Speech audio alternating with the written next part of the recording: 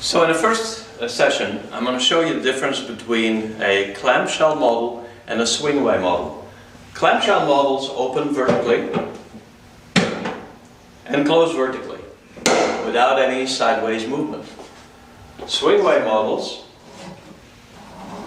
open vertically at first and then swing out all the way almost 180 degrees in the other direction, swing back in and then climb back down. There's a reason why we make those two different types of models. There's advantages and also disadvantages with both options. In the case of a clamshell machine, as you can tell, it is very quick to open and to shut. So I can open the machine, lay down my substrate or my t-shirt, close it, and repeat very quickly. Do a large volume of production that way very quickly. Disadvantage, when I take a shirt and place it on here, I come very close to the heat plate. Also, depending on the type and size of the plate, I'm going to have radiation from the plate and heat radiation from the plate onto me, the operator. So it might be a little less comfortable. Now we've avoided that by removing the Teflon coating off the machine so the radiation is very minimal. But still, there is the difficulty of putting the shirt or whatever substrate onto the lower plate and remaining away from the heat casting. Takes a little bit of practice and a couple of burnt knuckles that I can testify for. In this case, in the case of a swing away, open the machine, swing it all out, lay down the substrate, close it, swing it back in and close it down shut is 4 instead of 2 movements. So it takes about twice the time to prepare the transfer, minus the time it takes to actually transfer down. The 10 or 15 seconds, 12 seconds, 8 seconds it takes for a transfer. So it's about a 50% reduction in your production.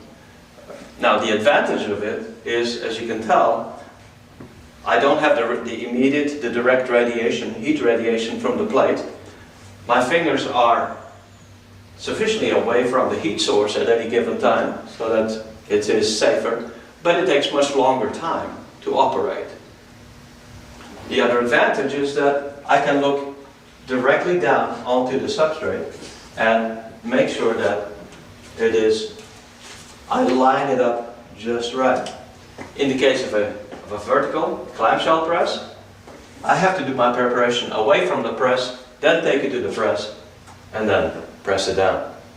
So advantages and disadvantages in both cases, for both models. Some people prefer one, some people prefer the other, so we have both. For anything that is shirt related and that requires a repetitive motion and a large volume, people tend to go to a clamshell model because they're used to the operation, they're used to dressing and removing the shirt, and it works much faster that way. You can do a larger number of shirts in a less amount of time, which is not the case with the swing away. Now the swing away has followers of the application of sublimation, because there it takes much longer to do a transfer, 1 to 6 to 7 minutes sometimes, depending on the type of substrate. And there the little time I lose opening and closing the swing away motion of the press doesn't really bother or doesn't really extend the production time, which is generally not more than just a couple at a time during my day. So that works out fine for an application like sublimation. The other advantage is that as I close my press vertically, the pressure of the entire upper plate, which provides the heat here, comes down simultaneously on all parts of the surface of my substrate. Whereas here, in the case of a clamshell, you have kind of a squeezing motion whereby the back hits first before the front hits. Now, what we've done with this machine in order to overcome that inconvenience is we made that lower plate just a little bit movable, as you can see, so that as soon as the upper plate hits the lower plate automatically adjusts to the upper to give that a very even downward pressure at the time of closure, and you don't have any squeezing motions. But again, there's the pros and the cons for each type of press, both clamshell as well as swing away, with both having their individual applications and their supporters for either one or the other.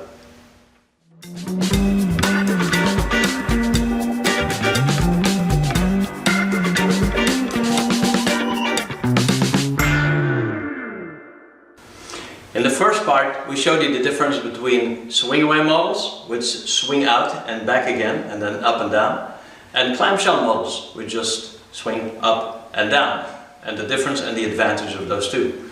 Now we're going to look a little bit more into just the clamshell models, just going up and down. In this case, we'll distinguish three different models: a fully manual, a semi-automatic, and an air automatic model. First, the fully manual model. As the word says it operates fully manually with the operator itself. You manually open the machine, put the shirt on the lower platform, close the machine, and wait for the machine to give you a sign. Let me demonstrate. Turn the machine on. Put the shirt on the lower. Close the machine. I set it to 10 seconds. So we're going to wait for the counter to count down to 10. The machine will give me an audible sign. There you go. I now manually open the machine and remove the transfer and the shirt. In the second case, in the with the semi-automatic machine, the operation is virtually the same. Let me turn this machine on as well. Operator puts the shirt on the lower, closes the machine manually. The counter will count down, the same as with the manual machine, but in this case, when the cycle finishes, the machine will open automatically. I didn't have to create any effort in order to open the machine. This has a great advantage because it takes half the labor out of the manual machine. So it goes quicker, it's easier on the operator, and it's faster. You can do a higher production on that type of machine, semi-automatic. And the fully automatic machine, let me turn this machine on. The fully automatic machine works almost without effort. In this case, put the shirt on the lower. Now, I'm not pushing the handle down, I'm just really guiding the handle down. The machine will take over, apply the pressure for the set number of seconds, count down to 0, at which point it will give me an audible sign. Also, open the press. I remove the shirt, I place the next shirt on top of the lower. So it works very fast, easy on the operator, much less operator fatigue, can easily work numerous hours on this machine versus the other ones where the operator has to has quite a workout. So there's a trade-off between these three machines. The less expensive machine, the most expensive, and the one in between. The semi-automatic costs more than the manual, the air automatic more than the semi-automatic. The production out of the machines is higher on this than on the manual, and still higher on the air automatic than on the semi-automatic. The air automatic is a best-selling machine for the reason that a lot of people prefer user friendliness, but also easy on the handle, easy on the arms than the other two machines. But of course, there's a trade-off between price and operator fatigue and user friendliness.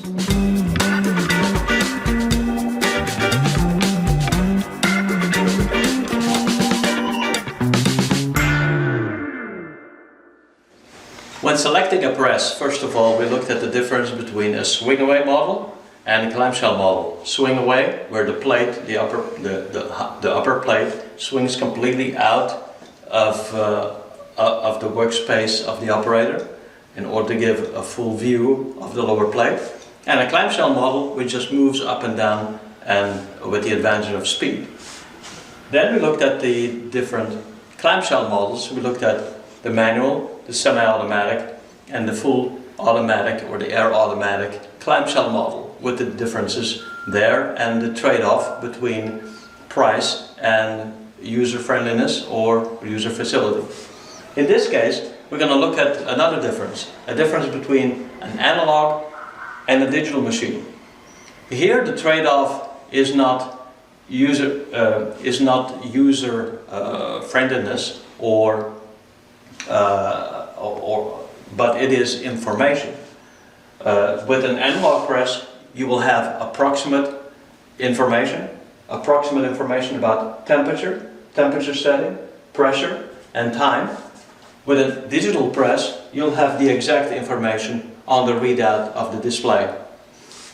Let me give you an example. Here's the analog press. I set the temperature here with a knob. It reminds me of the old frying pan, where when one points at on/off, and then by turning it, you set it to the desired temperature. Wait for the press to heat up. When the press has reached temperature, the red light at the back will turn off, telling you the machine is ready for operation at that particular temperature. The pressure is set by trial and error. We show. Open the machine, take the shirt,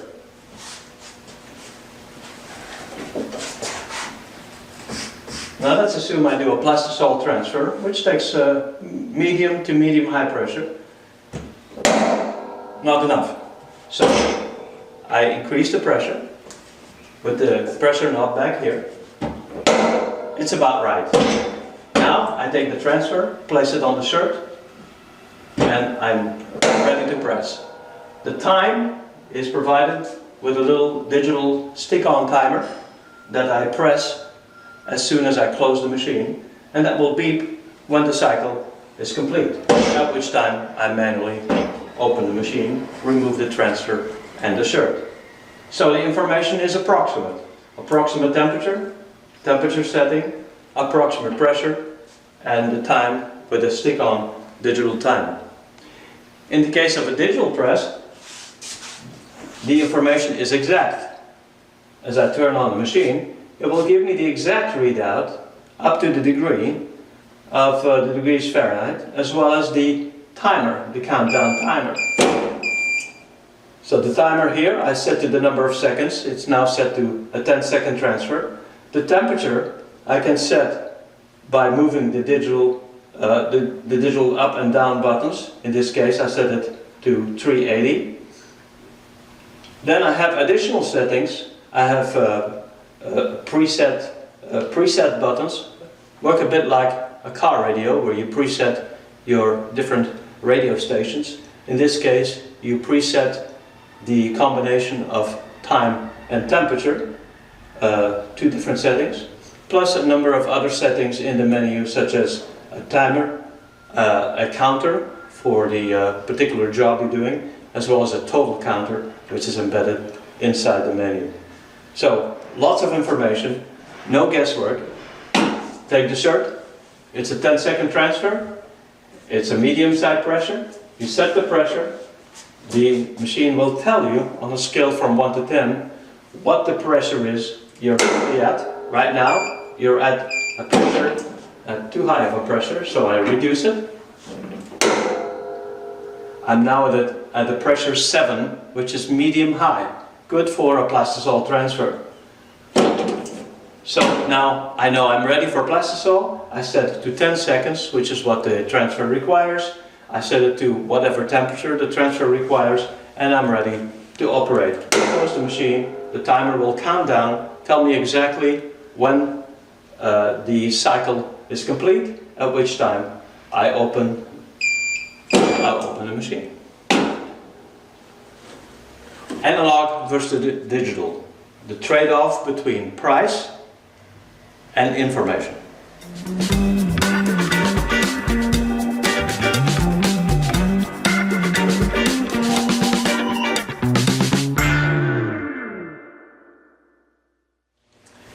In the first chapter we've seen how when we pick a press we have to make a distinction first between swing away and clamshell. Then we will look at clamshells, we'll look at the differences between manual, semi-automatic and automatic.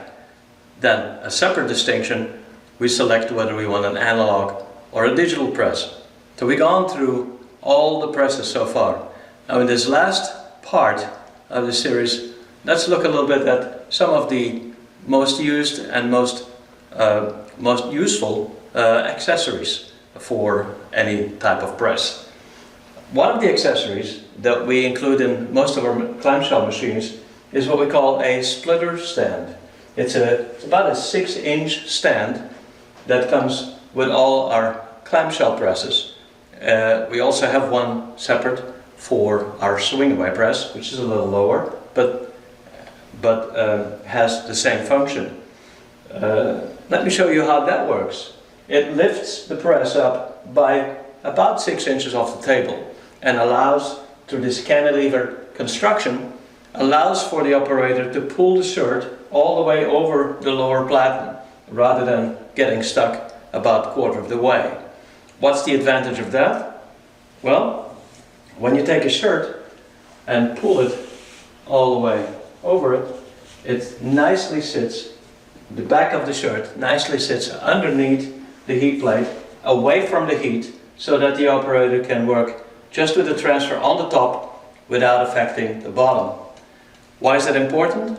Not so much with plastisol transfers, although even with plastisol, if you put something in front and on the back, you don't want to infringe on anything that's on the back when you print the second one on top, or vice versa. You don't want the two transfers to affect one another. Even more so with sublimation transfers, where you place a transfer on one side. Even if you do a transfer just on one side of the shirt, what typically happens with sublimation is that the gas will penetrate the upper fabric and then print on all the way to the back as well. You want to avoid that as much as possible in order to keep the shirt sellable. So for that reason, having the back of the shirt away from the heat and underneath the plate is very useful. And you see also another piece of accessory is this pad protector. A pad protector helps to extend the longevity of the pad itself, which is extremely durable, but will tear and break and get loose here at the corners because of the multiple on and off sliding of the shirt. You can avoid that by putting the pad protector and protect the corners. The other thing the pad protector will do is prevent the ink from penetrating through the material and loosening the glue that holds the pad onto the plate. Furthermore, a pad protector helps with the sliding of the shirt. Let me demonstrate that. Let me first demonstrate how the shirt has a much harder time sliding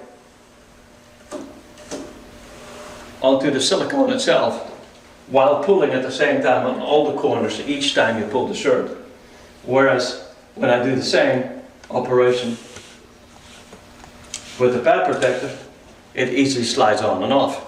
Even more, when I use the shirt on the pad protector instead, I can simply move the shirt around and slide the shirt around to the exact position where I want my transfer, always keeping the other side away from the heat source. Pad protectors can be placed either at the bottom, but as you see here, also on the top. Why is the top important? Well, if you never make mistakes, the top is not so important. But if you're like me and once in a while you forget to turn the transfer in the right side up, which means the right side down, then your transfer will stick to the top. It's a hard job to take it off. Whereas here, you just wipe it off. Then the last piece is a little Teflon sheet. Now why is that sheet useful? Well, if you have a transfer or two transfers on one side of the shirt, you can press one transfer and do all your shirts just at one transfer, then come back with the same shirt, cover the previous transfer, and print another transfer on the other side.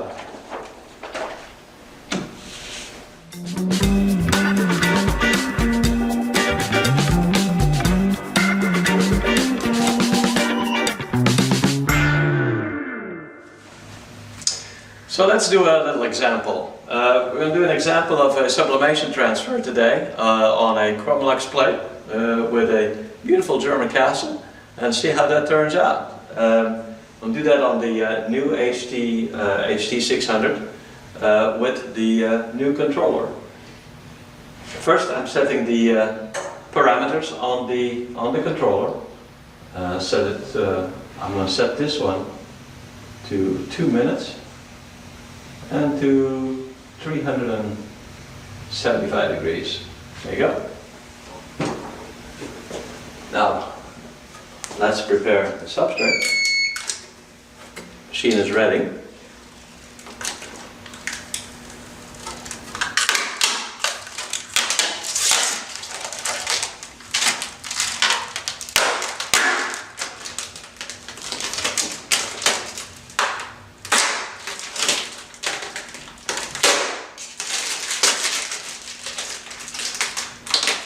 That's the fun part of the business.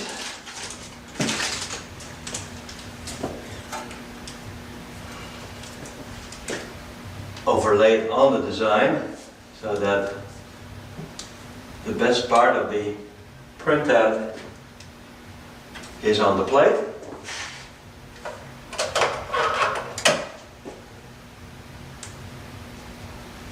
Tape it down with some heat resistant tape so the plate and the transfer don't move.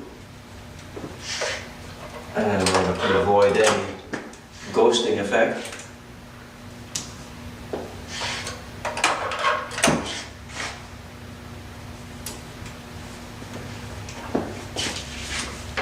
Ready to go. I used a pad protector to protect the pad against sublimation gases that will otherwise stick to that pad and then transfer onto the next sample, which I want to avoid at all costs.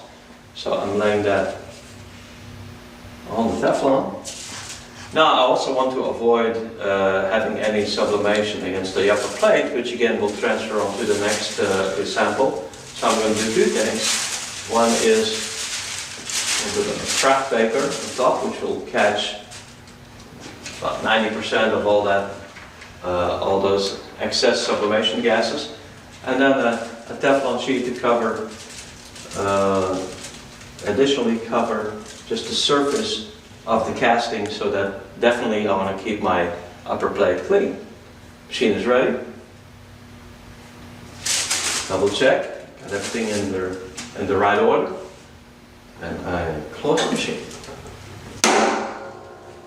The machine will now count down all the way from, in this case, 2 minutes, all the way to 0, and tell me when the substrate is ready, and we'll stay at around 375.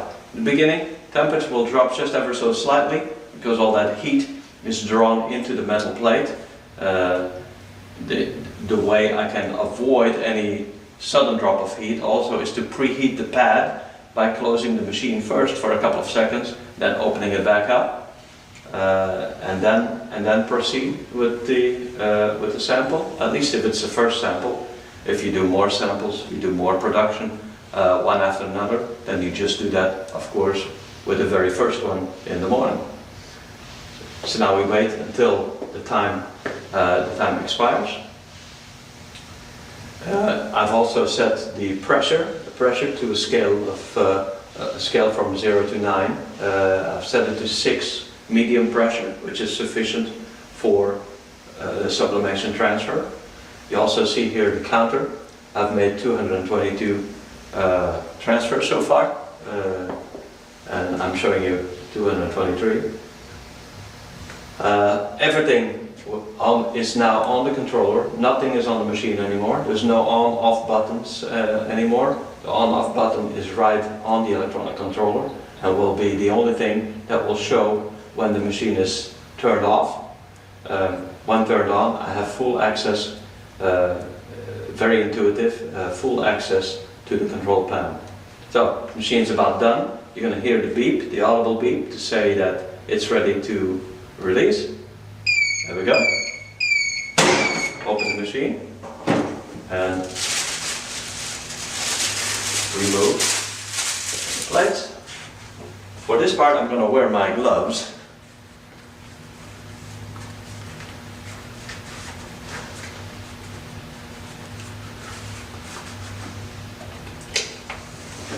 Remove the substrate, and now I can take the plate off, and here's the result.